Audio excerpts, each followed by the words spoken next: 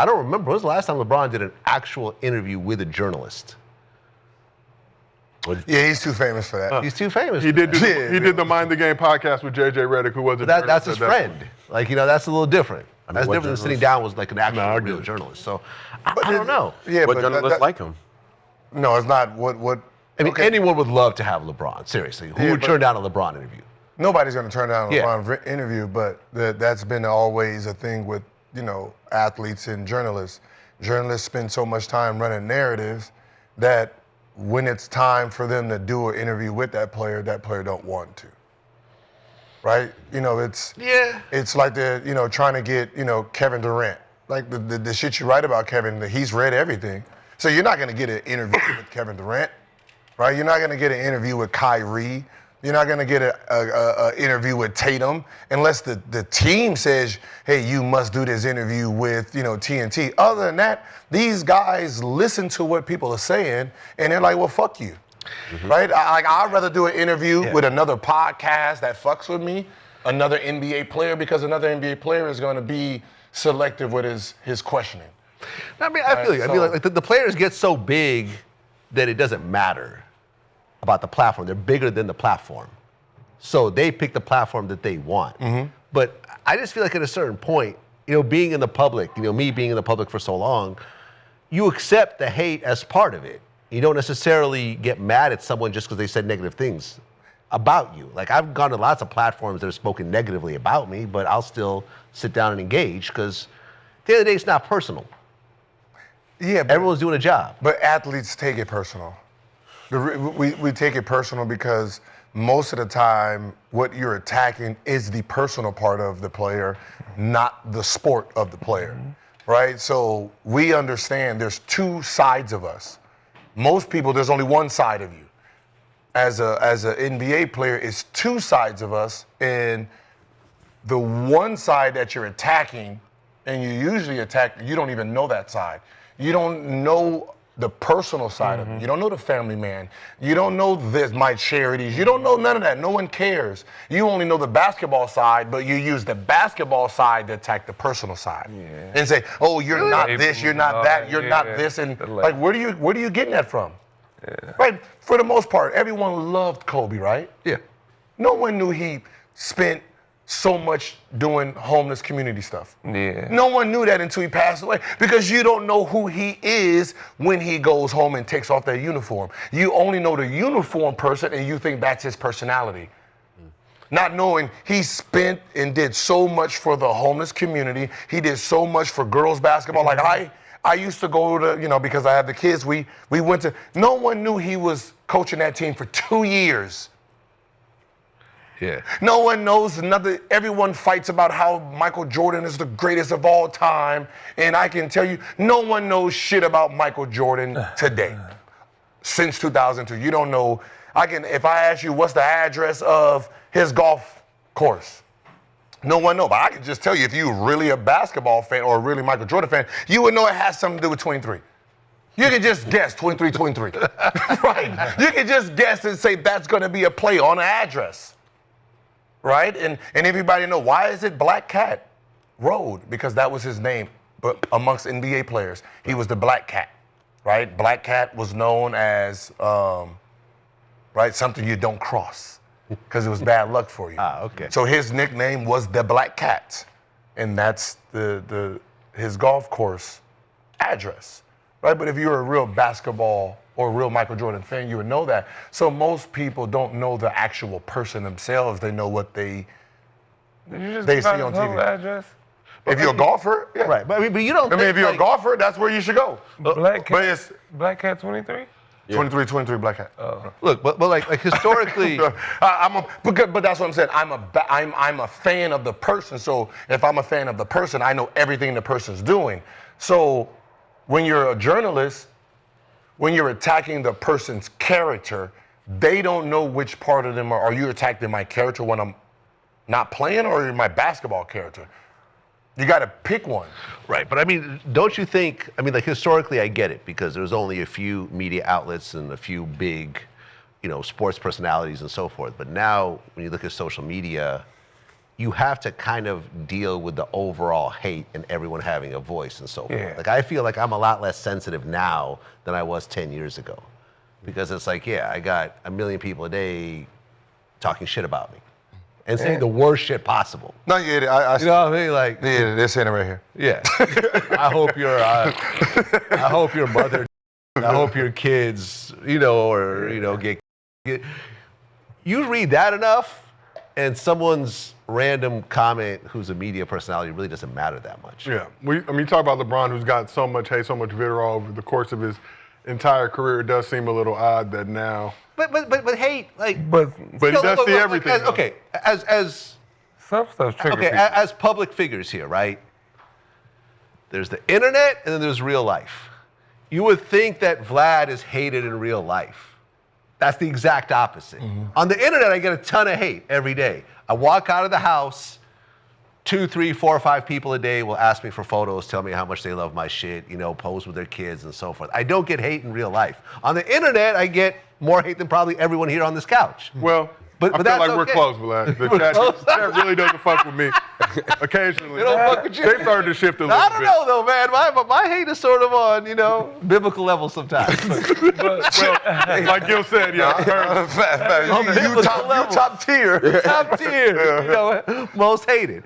But I don't know. But with that little bit of online hate, you get the hundreds of millions of dollars, the people that just absolutely adore you, people who buy your shoes, put your poster up, kids who want to be you. Like, it's such a, you get all this, you got to deal with a little bit of hate from the media or some online. I think his kid and his kid wife. And his wife, yeah. That's what anybody would pop out I think Bron has usually been pretty cool. Like, you can say whatever you want about me on off the court, but don't talk about me as a father and don't talk about my queen. I guess. But yeah, but when your son is a professional basketball player, you can't really say don't talk about my son anymore. But you talk about his parenting. But that's the problem. Yeah. I disagree with that. As a troll, and as the chats of trolls, if I find a weakness and you give me a weakness to troll you, I'm gonna troll you. Okay. Right? So if you say, don't talk about this, if I know that this is what irritates you, then it makes me want to do it more. Yeah. And I have people, like when I come to the games, I have people that, your son's a ball boy, you're a ball hog, pass the ball. And they talking to me. Nigga, talk to that nigga. I don't give a fuck. What the fuck I give a fuck for? Talk to him. Shit, I don't give a fuck if he's a ball hog. That's not my problem. Right? So I understand what people are trying to do. Most people just want attention, right? And they know the human brain is going to look for the most negative thing. Like, there can be 100 people writing, we love you, we love you, we love you, and then someone says, you're a rat. You're going to look at the rat part. And that's just how our human brain works, and we're going to go after that. Right, so it's easier to be a troll than it is to be positive. When you guys were playing, didn't you thrive a little bit more off of the doubt, criticism, the negative stuff? Somebody like, you're trash, you can't, you know what I mean? Sure. But that's the basketball part. When you leave the court, we just have this. We have this fake. Our love has been so fake since we was little that. When we see negative, we don't know how to respond to it. Like, you got to think about, BJ is a prime example. You was paying your mother rent since how long? 11 years old. So since 11 years old. Wait. You've been paying your mother's rent since 11 years old. Yeah, for basketball. So what were you generating at 11 years old in order to pass that over to your mother? Enough to keep a roof over our head. Really? Man, But she also played a big part in that by making sure we was in better situations. No. Listen, I'm not. I think it's great, but I'm just saying, what revenue exactly was coming at 11? Basketball. At 11. I mean, this is, I got a roof. Like I got local guys were basically helping you out. No, basketball. Like for basketball, like people seeing the talent in them. Yeah. Right. So they're paying for you to come on my team so I can win these championships. Oh, like the school and stuff like that. No, AAU programs. AAU programs. AAU. At 11 was already putting money. Yeah. It was me. I mean, the team. Me and DeMar DeRozan was on the same team at 11 years old. Huh. Like, we were, You know what I'm saying? Like I moved to Orange County and I was going to middle school in Orange County, like private school, everything. I don't know how so I know. So there was some. So think about it. Like That's dope, man. That's dope. Yeah. So from an early age, once someone's seen that you have this special talent, right? They're kissing your ass. You're getting a whole bunch of fake praises, right? How great you are. This is this. So you're getting all this love. So we don't know negativity. But is it really fake though? I don't know. In a sense, we're not getting real. We don't know what's real. But people are actually admiring something you're doing. Yes. So it's not like. But it's a facade. You're not really doing it. You are actually accomplishing something. People are seeing you accomplish it, and they're saying, "Hey, I love that you accomplished it."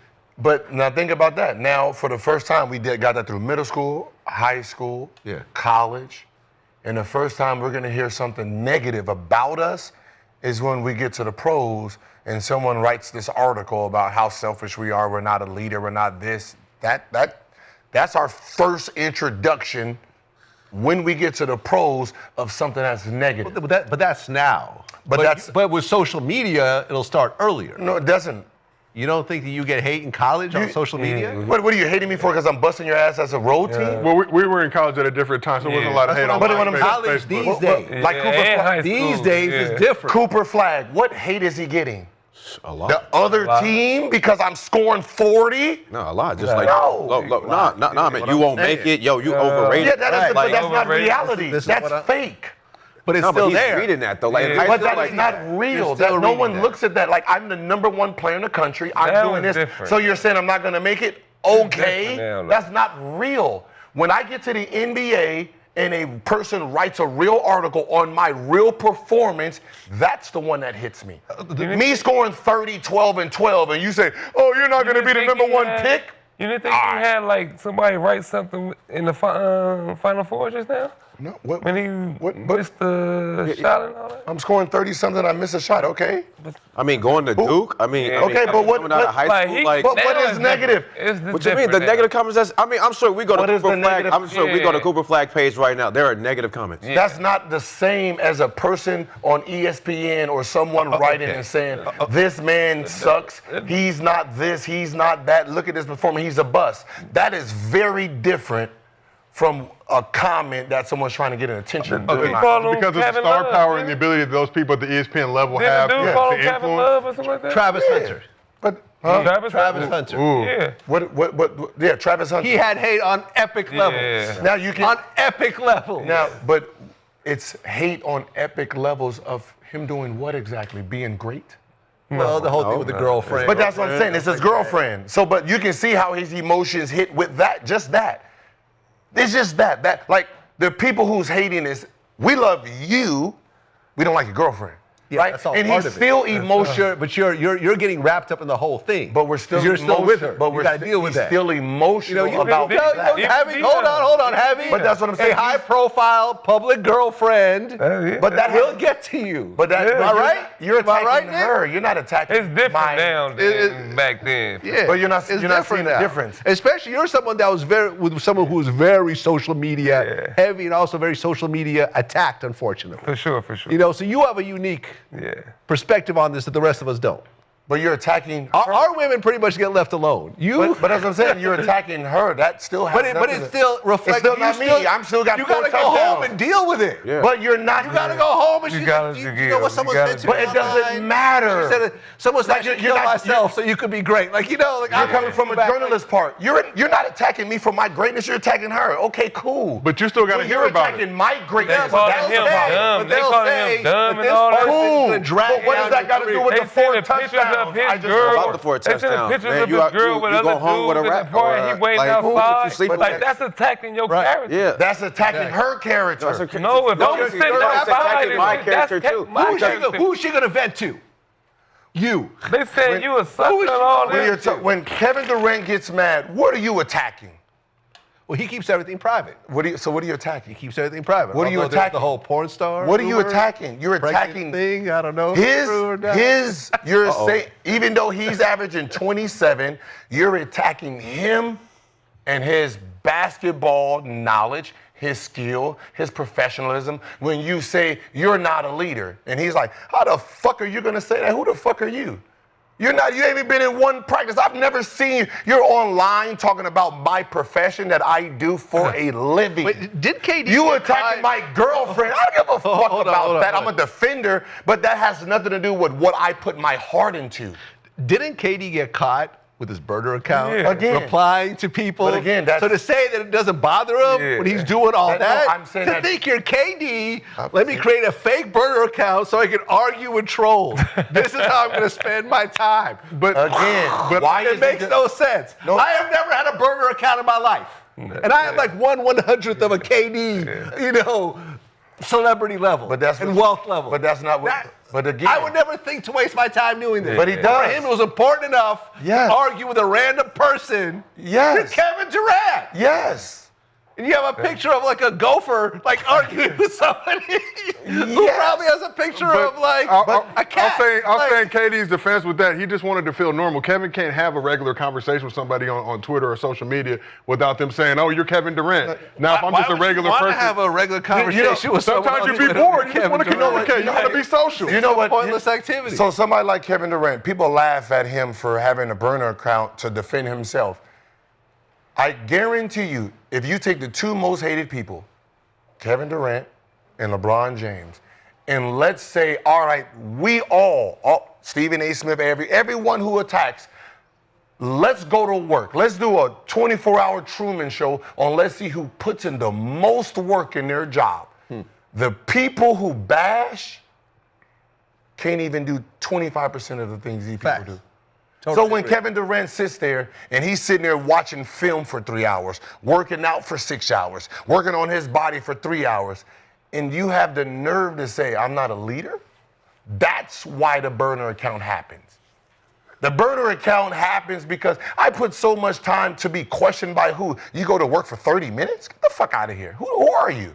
And that's where the problem comes in. Because the people don't value it. Because the burner account is, you only see me from 7 to 9 o'clock when your TV's on. You don't see me from 3 in the morning into that game day. But you're throwing your whole narrative on my whole life. Okay. As if I only work this job from 7 p.m. to 9 p.m. I get it. But why? But what is the satisfaction? Like that? Yeah. Who is it going to explain this?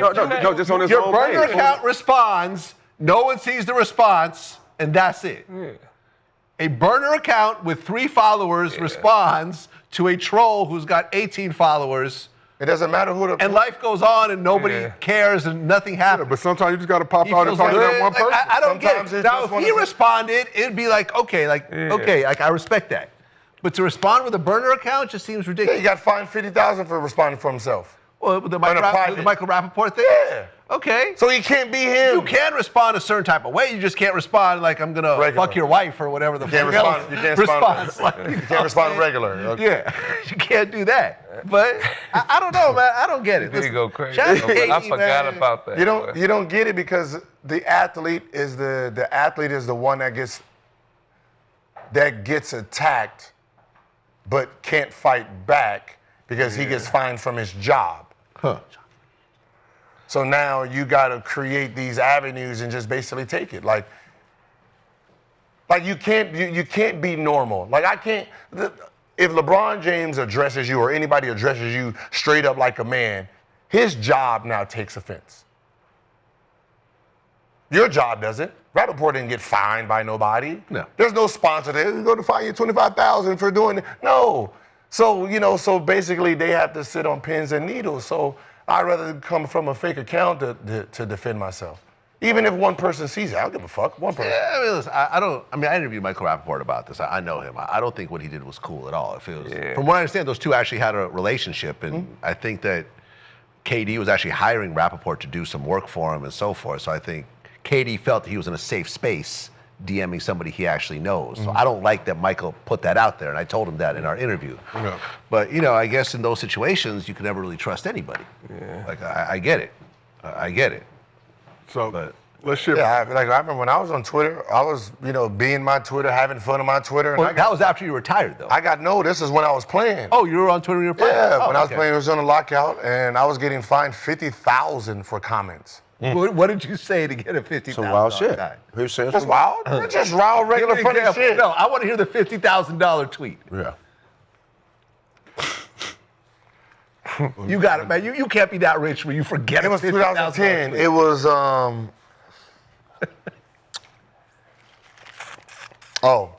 I was at the strip club. Oh, I was in Miami. And then, you know, like Memorial Day weekend, every stripper from around the world decides they want to bring their asses to Miami to perform. And I said, they need kettles out here. Dog kettles, because they wasn't really cute. Okay. That cost $50,000. That didn't cost $50,000. That doesn't sound right. You said more shit than that. Yeah, for sure. That doesn't sound right. That was probably one of the Kettles? soft ones. You doing Kettles, man. I forgot Disney. Think of Disney. Yeah. That's why I got fine. I think you're leaving out part of it. Now, but remember, I got in trouble already. So basically, they were just trying to get me off of To send a saying message. some crazy shit. Yeah. Even though it was, you know what I mean? So it's What's that special coming out on you, by the way? Is it out yet? May 6th? May 6th. May 6th? On Netflix. Okay. Were you part of it? I mean, I told my story. Okay. Wasn't part of Well, no, it. they interviewed you for it. Shooting Guards on Netflix, May 6th. But let's get back to Lakers for just a